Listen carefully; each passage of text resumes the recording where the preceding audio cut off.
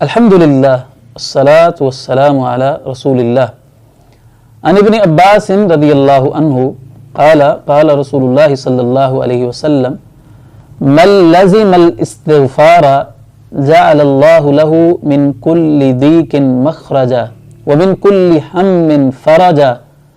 ورزقه من حيث لا يحتسب رواہ ابو داود۔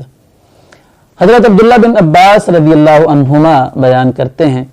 کہ رسول اللہ صلی اللہ علیہ وسلم نے ارشاد فرمایا، جو شخص استغفار کو لازم پکڑ لیتا ہے، یعنی بہت سارا استغفار کرتا ہے، تو اللہ تعالیٰ اس کے لیے ہر تنگی سے نکلنے کا راستہ بنا دیتا ہے، اس کو ہر غم سے نجات عطا فرما دیتا ہے اور اسے وہاں سے رزق عطا فرماتا ہے جہاں سے اس کو گمان بھی نہیں ہوتا۔ اس روایت کو امام ابو داود رحمہ اللہ نے اپنی سنن میں روایت کیا ہے۔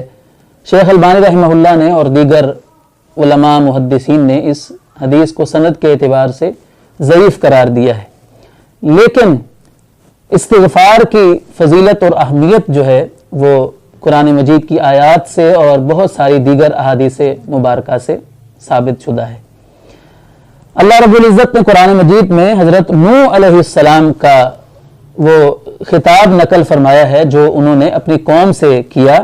کہ فَقُلْتُ اسْتَغْفِرُوا رَبَّكُمْ إِنَّهُ كَانَ غَفَّارًا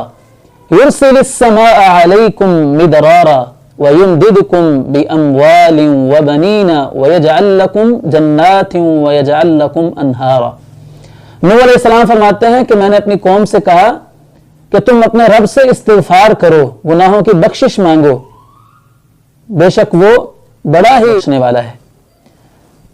تو جب تم گناہوں کی معافی اللہ تعالیٰ سے مانگو گے تو اللہ صرف تمہارے گناہ ہی معاف نہیں کرے گا بلکہ تمہیں اور بھی بہت کچھ عطا کرے گا،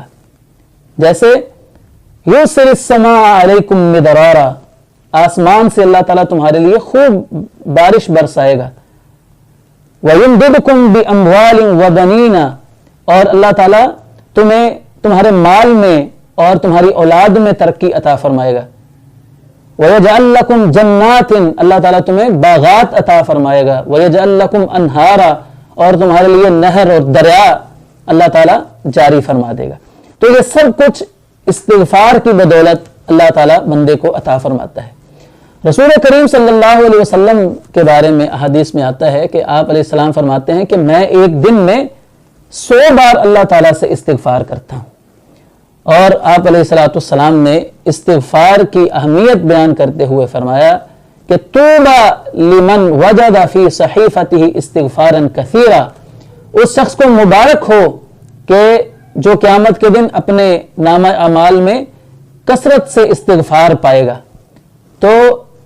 معلوم یہ ہوا کہ استغفار کا ایک فائدہ گناہوں کی بخشش تو ہے ہی ہے، لیکن اس کے ساتھ ساتھ اللہ تعالیٰ دنیا کے اندر بھی بندے کو استغفار کے فوائد اور ثمرات سے مالا مال فرما دیتا ہے۔